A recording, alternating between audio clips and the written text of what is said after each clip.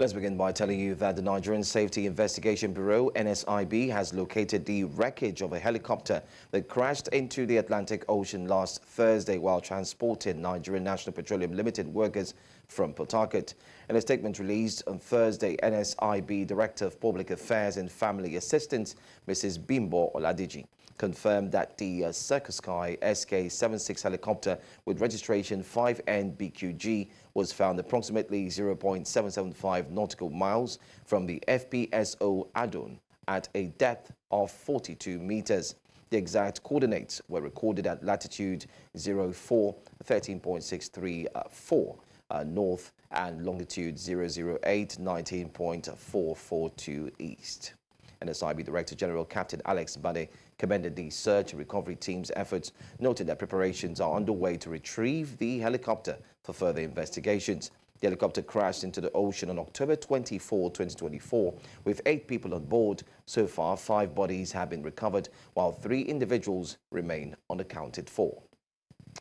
Away from that story now, let's tell you that the National Economic Council has recommended that President Bola Tinubu withdraw the tax reform bills currently before the National Assembly to allow for broader consultations.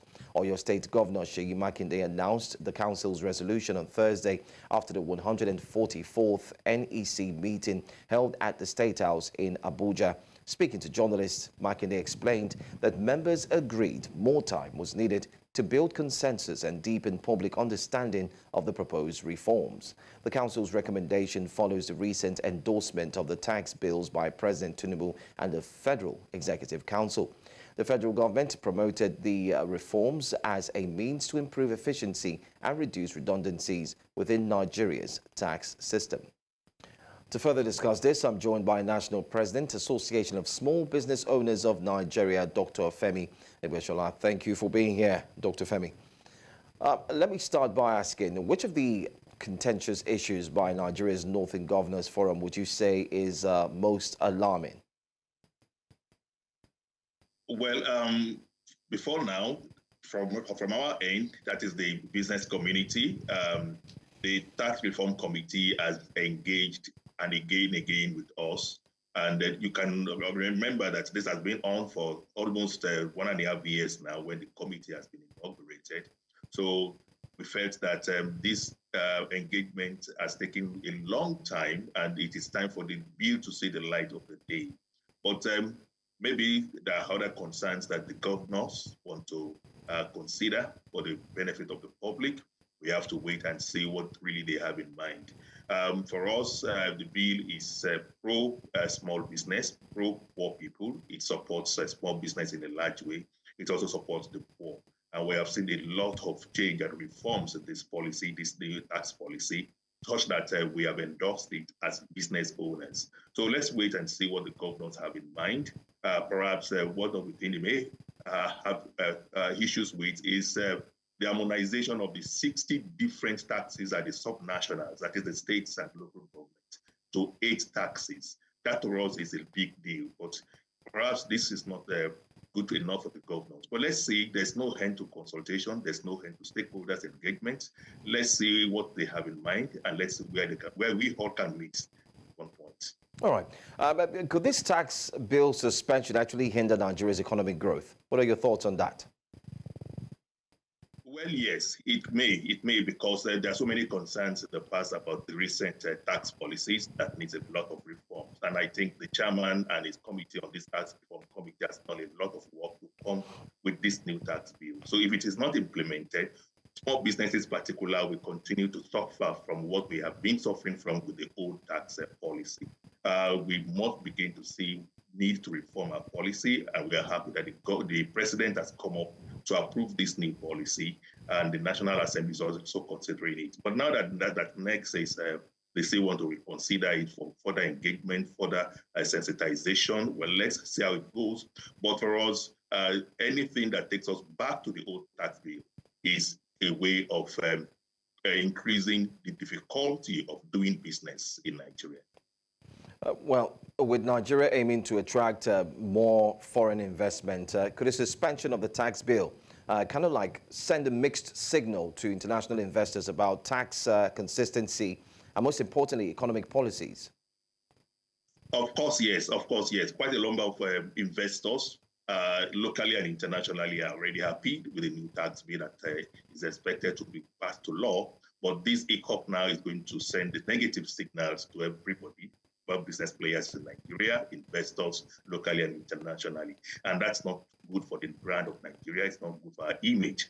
I think the governors in sincerity must come to appreciate this new bill and see how we can make it see the light of the day as soon as possible. The bill is in a way all-inclusive. Time may not permit us to begin to discuss some of the beauties of this new tax bill, but it is all-inclusive and it is supporting in a large way small businesses. And for us, we give it our thumbs up. And of course, when there are consultation, everybody has issues. Even in the small business sector, we have some issues with the tax bill. For example, the threshold for exemption is 50 million naira turnover annually. We will have expected it to go up more than that because 50 million naira is about $29,000. And that's a far cry when it comes to business. Also, too, we have some other challenges with some form of the dynamics and metrics of the tax bill. But we also understand that we all cannot have our way all the time. We must have a point to meet. All of us must meet at one point and get this tax to go and see it as work in progress that we can always review and review over time, while allowing the economy and particularly the SMEs to be able to thrive and support the poor that are already suffering from the avalanches of economic hardship based on other indices that the policies we have in the country is having on us. All right. I mean, finally, Mr. Gbeshola, in what ways could delaying the tax bill provide short-term relief, but potentially add to long-term fiscal challenges in managing Nigeria's public debt and economic stability? The point is that the new tax bill is expected to bring in more funds for government. And when government has more funds, they'll be able to live up to their obligations, both locally and internationally, but also to be responsible to their debts. And that for us is a big deal. We should be able to make sure that government has revenue to perfect their budget and at the same time ensure that they see to infrastructural deficit and fixing every other thing that needs to be fixed in the economy. All of this needs money, and it is tax that is expected to bring in some of this money that government will use for these services. And for us, it is important that we begin to get it right now, especially as the year is coming to an end. All of this must come together to help the new budget coming from 2025 to be able to be robust, and we have enough funding that will be able to fund the budget instead of going again to borrow. I don't think that's the way to go. For us, like I said at the beginning, this current tax bill is pro-people, pro-small business, and we support it. Well, I want to say thank you so much, Dr. Femi Gbeshola, for speaking to us, National President, Association of Small Business Owners of Nigeria. Thank you for your time. Thank you very much for having me. All right. Let's also tell you that Nigeria's National Economic Council has called for the inclusion of the Southeast and South-South regions in the construction of dams to help mitigate flooding risks. The council also endorsed the federal government's directive for the Ministry of Water Resources and Sanitation to carry out a comprehensive integrity assessment of Nigeria's waterways and dams. This decision, announced by Anambra State Governor Professor Charles Soludo, follows the council's 144th meeting led by Vice President Kashim Shettima at the State House in Abuja. Governor Soludo noted that Water Resources Minister Professor Joseph Utsev briefed council members on the government's ongoing response to this year's severe floods. Earlier, the ministry had identified 148 local government areas across 31 states as high flood risk zones for April through November 2024. The Minister of the Federal Capital Territory, Nyesom Wike, has distributed 80 vehicles to youths within the capital as part of the Renewed Hope Youth Empowerment Program. The minister, during the event in Abuja, says that the vehicles have been given to the youths at no cost to them, urging them to utilize the vehicles for the purpose for which they were presented. Amadine Oye reports. All the SUV and Suzuki must be taken to Guzabi. These youths are the lucky few who form part of the first phase of the Renewed Hope Youth Empowerment Program. Selected from the different area councils of Abuja, they will be receiving support from the FCT administration as it launches the empowerment program. The mandate secretary of the Youth Secretariat of the FCTA highlighted the number of vehicles to be distributed at the program. Today, we are here to witness a Renew Hope Youth Empowerment Program. The Minister has approved the distribution of 80 last-mile vehicles to the FCT youth. And the distributions of these vehicles are as follows. We have 20 hires, we have 30 SUV, and we have 30 Suzuki. He says that the program will impact tremendously on the federal capital. After today, I want to tell you that social vices, crimes, unemployment, and self-independence has started in FCT. This is an intervention that has never happened in the history of FCT. The minister of the FCT says that the program is proof of the president's commitments to transforming the lives of FCT residents. Now, nobody thought about intervening as far as women are concerned. Nobody talked about intervening as far as the youth are concerned. We have had presidents, whether you like it or not. Aswaji Ahmed Bola Tinubu is not the first president that occupied FCT. But let us tell ourselves the simple truth. He is the first president who said you can't continue to talk about administration, women are not involved, youth are not. He adds that the administration has profiled the beneficiaries, assuring residents that the FCT administration is putting efforts in place that will tackle the insecurity in the transportation sector within the capital.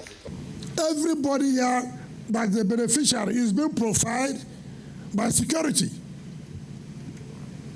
And so what we are coming up from January next year, there will be nobody that will operate as a taxi driver, a bus driver, without having the approval from security, without security profiling you, and without going on with Abuja color. The minister informed the beneficiaries that the vehicles have been presented to them free of any charge to operate at several high-road areas of the capital in order to reduce the cost of transportation. In Abuja for News Central, I am Amadin Uyi. With barely 48 hours to the local government election in Abia State, there are still uncertainties surrounding the statuses of candidates of the Labour Party. The leadership of Labour Party in the state has alleged a change of its candidates list submitted and published earlier by the electoral body.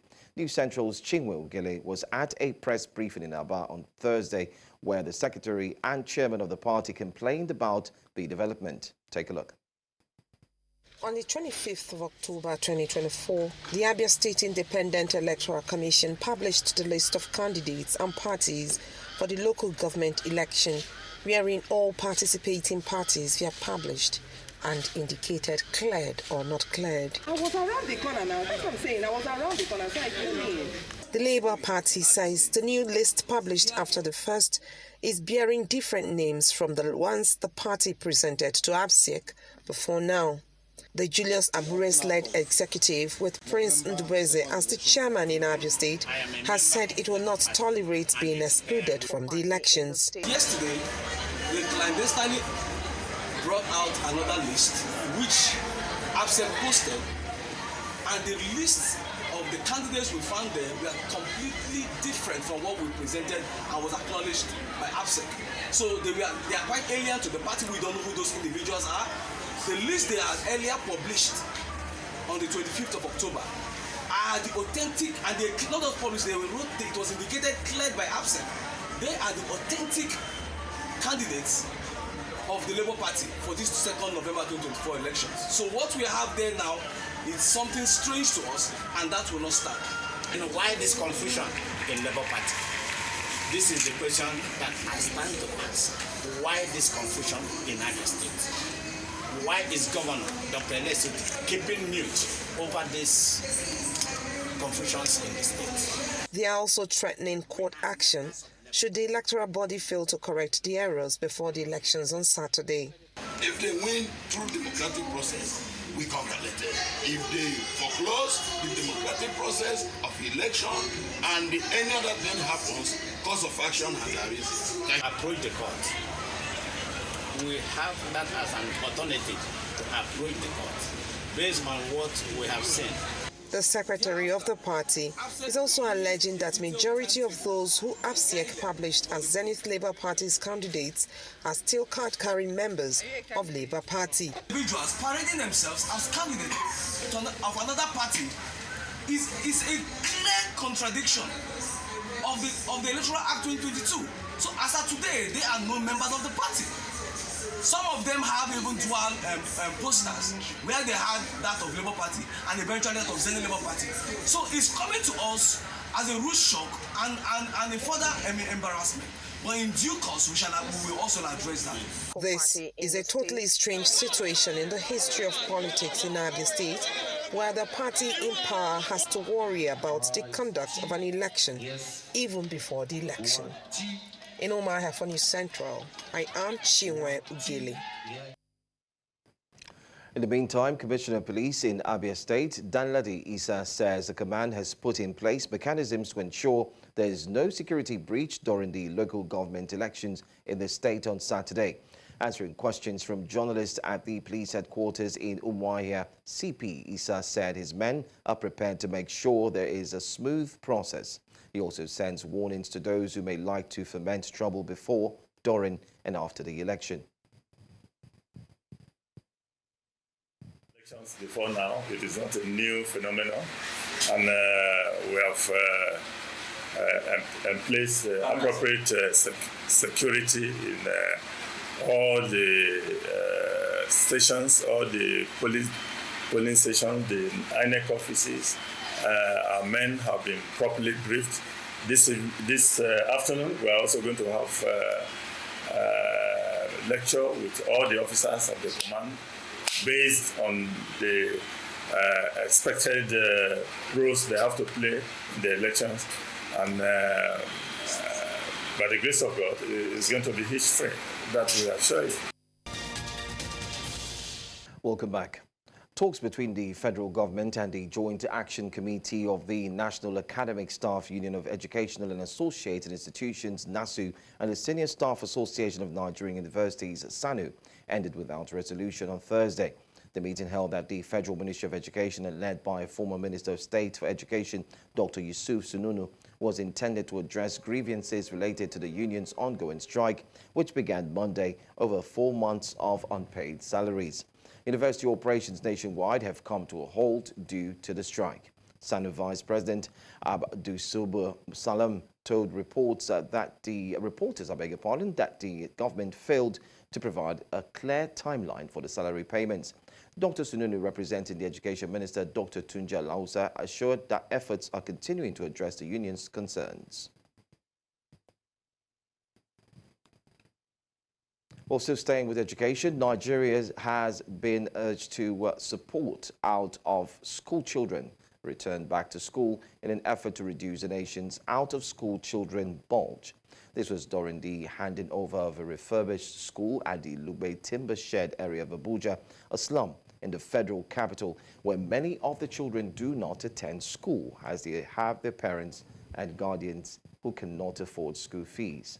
The school will provide free education for the children and also help them with learning aids. And most importantly, this would be at no cost to the parents or guardians.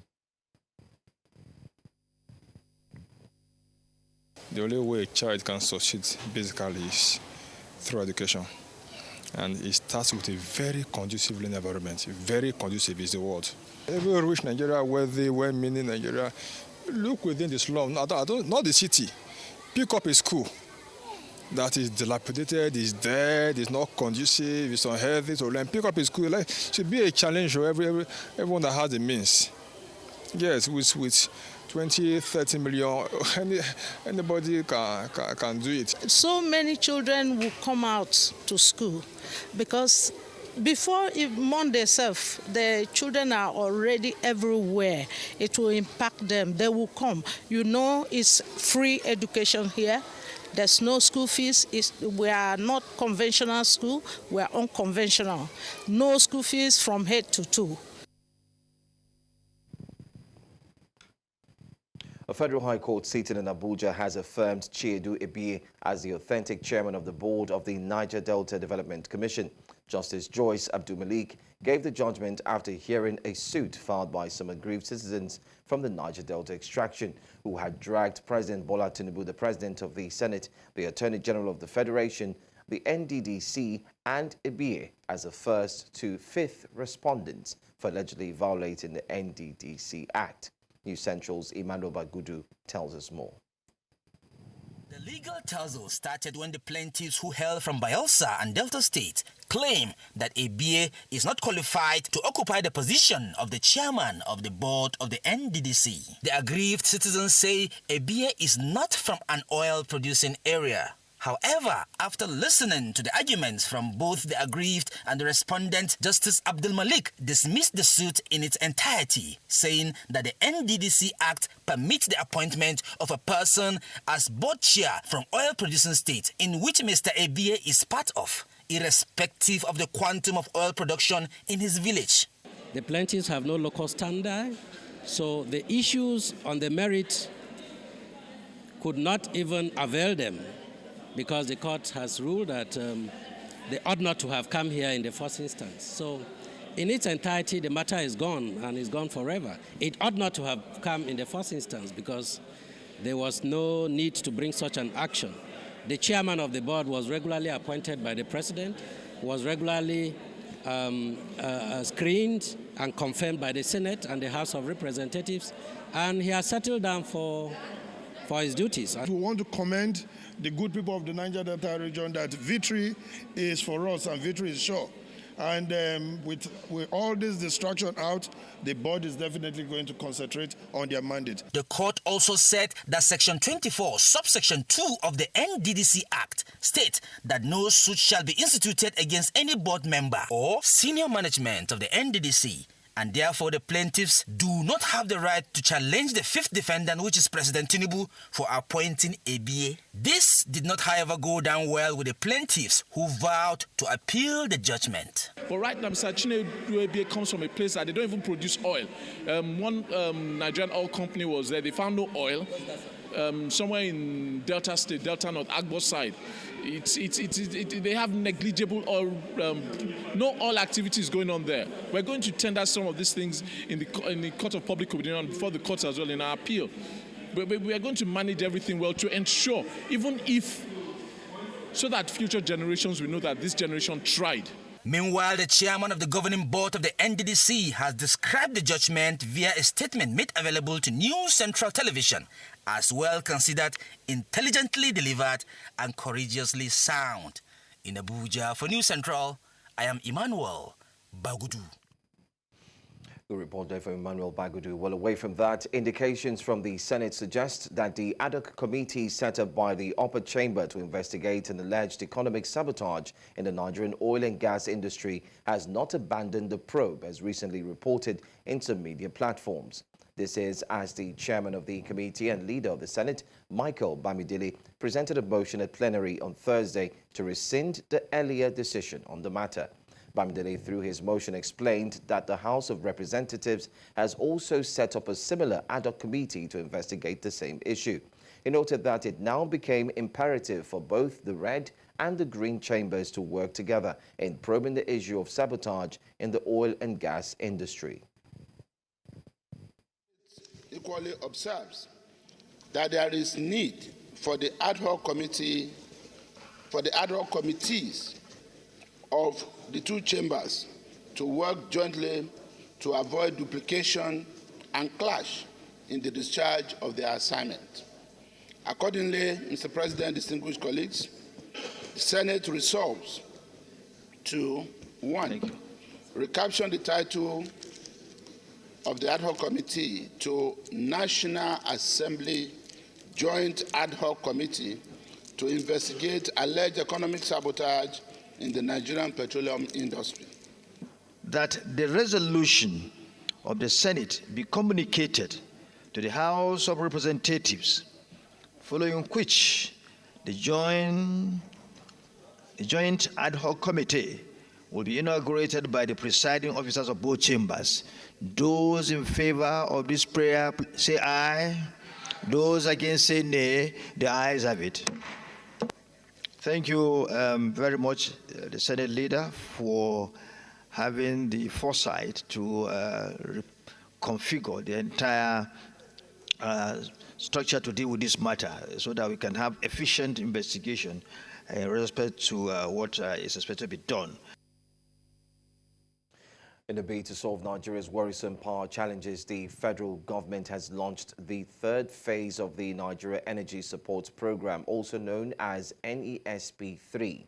Nigeria's Minister of Power, represented by the ministry's permanent secretary, says that the program is designed to advance sustainable energy solution in the country.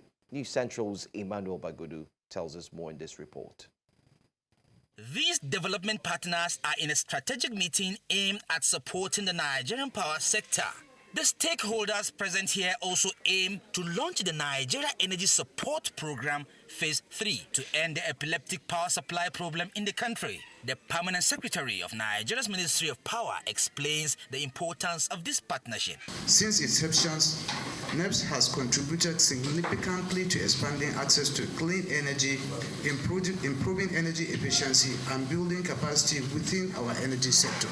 Some of the partners reel out the success stories of the project and their willingness to continue with the partnership. These already show the contributions, remarkable contributions of the program to the development of just energy transition in Nigeria. This project also was the one that now opened up the investments that came from all other parties, international parties, likes of AFDB and the World Bank, to scale up some of the work we had then done with the groundwork. That's why we have today in Nigeria about close to 200 mini grids across the country, and the private sector is well engaged and the public sector as well. The Federal Ministry of Power reaffirmed its commitment to advance energy access to all citizens and to ensure the nation's energy sector is reliable and resilient. The Ministry of Power has actually initiated and piloted the Katsina Wind Farm program that was initiated and started in 2020. But as you know, that program has actually been undergoing a lot of crises and challenges, more especially about the security aspect of it. But to the glory of God, the ministry has actually initiated a program to see how it can be resuscitated, and we are also hybridizing it with solar so that at least we can have the 10 megawatts wind vane and then 10 megawatts solar. At least with that program, we know we can be able to generate sufficient electricity. The ministry is already in discussions with the Kano Disco so that they can be the uptakers of that program. The ministry says that government is working to ensure that every Nigeria gets access to affordable electricity. In Abuja, for News Central, I am Emmanuel Bagudu. The Nigeria Police Force says it has arrested 1,246 suspects and recovered about 3,172 live ammunition of various calibers within the last 3 weeks. The force public relations officer made this known in Abuja while parading some of these suspects, many of them arrested for crimes bordering on armed robbery, kidnapping, amongst others. Our correspondent Edong Joseph tells us more in this report. These weapons are weapons of destruction. Being paraded here are 16 suspects who were allegedly involved in various crimes ranging from fraud, possession of firearms, armed robbery and kidnapping amongst others. Among the suspects are 20-year-old Ibrahim and 25-year-old Haruna, who were arrested over involvement in illegal arms trade.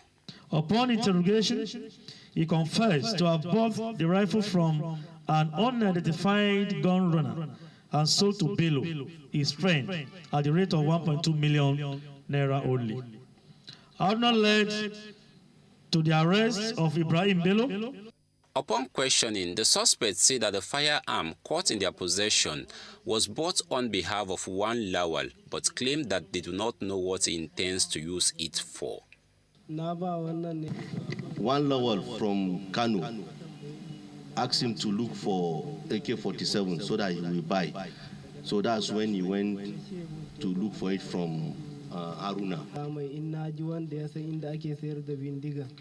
Also, members of an alleged kidnap group operating in Plateau State's north-central Nigeria, whose leader is currently on the run, were paraded. Captors, a local from Chinge, identified potential targets among the villagers for the gang. That is his own job. The suspect operated with 2 AK-47 rifles, which remain with their leader, who is currently at large.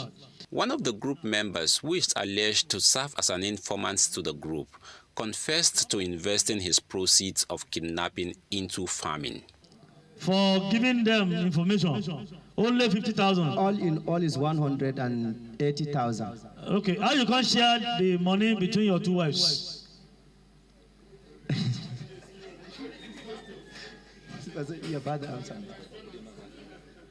I give them 20,000. Where do you take the rest 110,000 do? I go farm. You go farm? With the rest, yes, sir. What do you plant? They plant rice and beans, millet. Another suspect by the name Ibrahim, also known as Smolly from Kogi State, north-central Nigeria, allegedly engaging in kidnapping activities, was also paraded. Unfortunately, he's from Kogi State and is doing evils in Kogi State. Those people are moving in Kogi. This man resides in Kogi with his family, but he goes as far as Kano, Katsina, Niger, and Kaduna to operate. With more other suspects paraded here, the police assured citizens that it will not relent in ridding the nation of crime. In Abuja for News Central, I am Idong Joseph. Prioritizing environmental, social and governance ESG practices not only enhances their appeal to investors, but also contributes significantly to sustainable development. This was made known by entrepreneurs and stakeholders at the 2024 Annual Directors Conference themed Good Governance as a Catalyst for Economic Recovery, Growth and Development. News Central correspondent Lekon Obanjo was at the event and filed in this report. The second day of the 2024 Annual Directors Conference themed Good Governance as a Catalyst for Economic Recovery, Growth and Development. The first plenary session featured panelists who emphasized that integrating ESG principles is essential for driving value and attracting investments. Businesses with strong ESG performance are more attractive to investors, and they're therefore better positioned to attract capital. We need it in Nigeria because of the ESG issues that we're dealing with as a country. Inequality, power, flooding, climate change. And in any case, if it's a conversation happening at the global level, we can't be left out. There's been a lot of focus around the E, and it's easy for many people to connect with the E and talk about issues around climate, around digital, and all of that. But the S issues are deeper.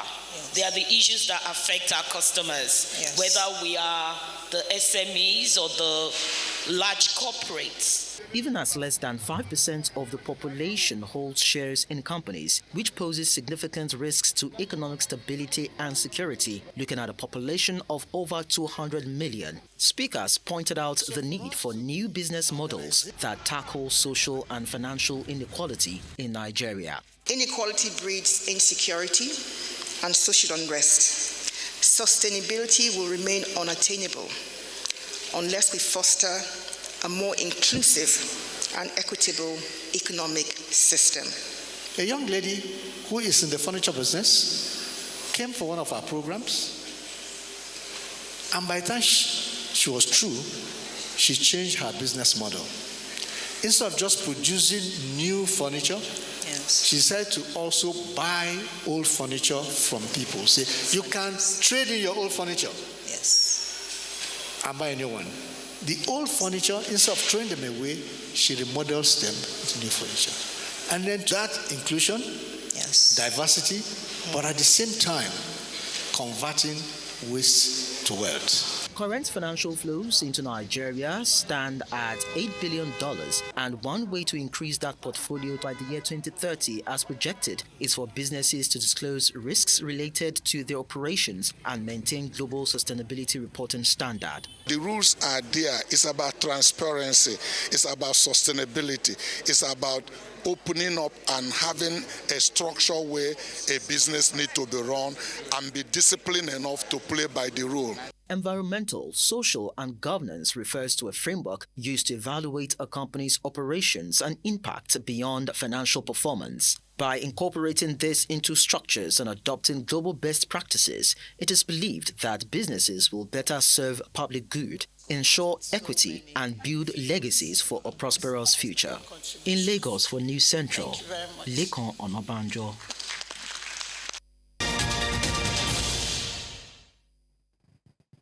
Thanks for staying with us here on News Now. Botswana President Mokgweetsi Masisi announced Friday that he would step down after preliminary results from the recent general elections indicated a major defeat for his party, the Botswana Democratic Party, BDP. The BDP has held power in the diamond-rich nation since gaining independence from Britain in 1966. According to early tallies from Wednesday's vote, a coalition of 3 opposition parties secured at least 31 of the 61 seats in the national legislature, enough to claim victory on the Botswana electoral system. The first party to reach 31 seats is eligible to form the government and appoint the president. As the Electoral Commission prepares to confirm the results later Friday, President Masisi, who has served since 2018, said he would begin all administrative work to facilitate the transition. I wish to congratulate the opposition on their victory and concede the elections. I am proud of our democratic processes and I respect the will of the people. In Mozambique, clashes erupted across several cities on Thursday as opposition supporters defied a renewed social media blackout to protest the disputed presidential election. Demonstrators rallied in towns and cities nationwide, denouncing the ruling Frelimo party, which secured victory in the October 9 vote, a result opposition groups and observers have labeled flawed. This marks the third wave of protests since the election. The government has vowed to address unrest decisively, following last Friday's temporary internet blackout imposed shortly after the Electoral Commission announced results. The initial shutdown came as protests broke out and were met with a forceful response from security forces. 36 members of the Opposition Forum for Democratic Change, FDC party in Uganda have been released on bail following charges of terrorism. The International Crimes Division of the High Court granted their release on Thursday, setting a cash bail of 5 million Ugandan shillings, which is about $1,400 per person. According to their lawyer, Arias Lukwago, the FDC members, who have been detained since July, were initially apprehended in the Kenyan city of Kisumu, where they had attended a training course before being deported back to Uganda. As part of their bail conditions, the court has ordered them to surrender their passports. Opposition groups in Uganda have faced strict control under the long-standing rule of President Yoweri Museveni, who has led the nation since 1986.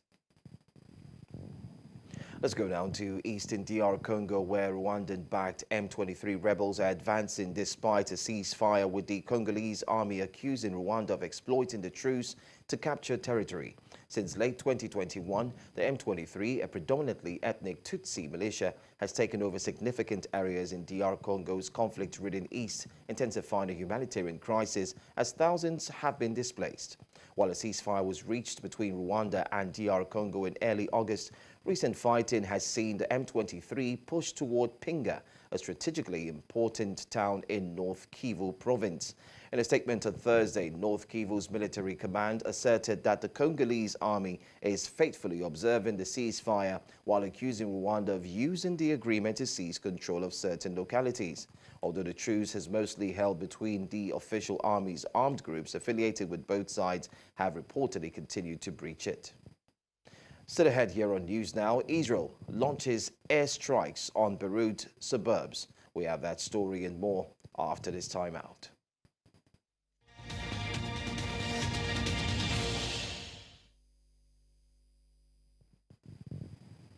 European officials are urging delegates at the UN Biodiversity Conference in Colombia to take action against climate change.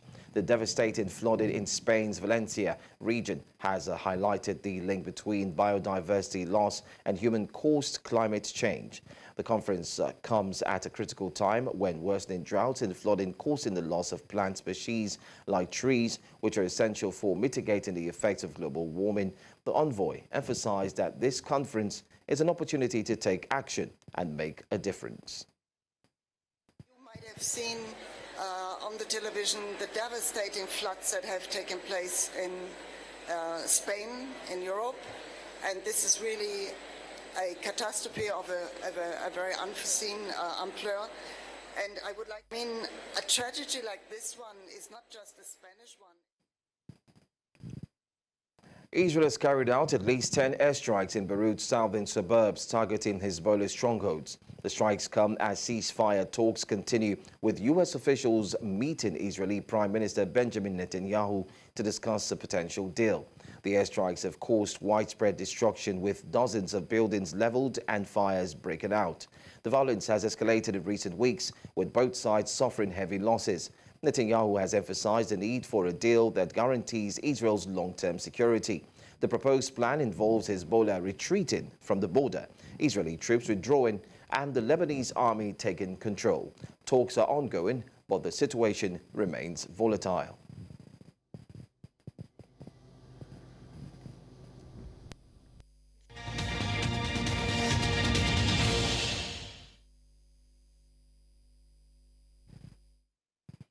And in sports, Chan Eagles interim coach Augustin Eguavoen has expressed excitement following the response from all invited players out of the 2025 African Nations Championship Chan qualifying fixture against Ghana. 35 players were invited for the Super Eagles B Team 2025 Chan qualifying fixture against Ghana and began preparation Thursday at the FIFA Gold Project pitch, Abuja. The first leg of the fixture is billed for the weekend of December 20 to 22, with the return leg expected to be played a week later. Eguavoen says he is impressed with the immense quality in the group, adding he is confident and hopeful of qualifying Nigeria ahead of Ghana. Yes, and we shortfall of 2 yesterday who joined today, so we have 35 now. It's only the second training section. 2 also left this afternoon for their assignment. They played 2 United players because we had an agreement with all the clubs that the players can be released. Yes, quite a huge number. I visit league venues a lot. FIFA has announced the draw date for the 2025 FIFA Club World Cup, which will take place on the 5th of December 2024. All the teams participating are expected to arrive in the USA 5 days before the start of the tournament. Clubs will be allowed to submit a provisional list of 50 players, but will be shortened to the final 26 before the tournament starts. The football body says there will be no official training at a match venue a day before a game is to be played. Training pitches will also be provided for all teams to train at designated camp bases. From the knockout stage, if a game is tied, there will be extra time of 30 minutes to be played.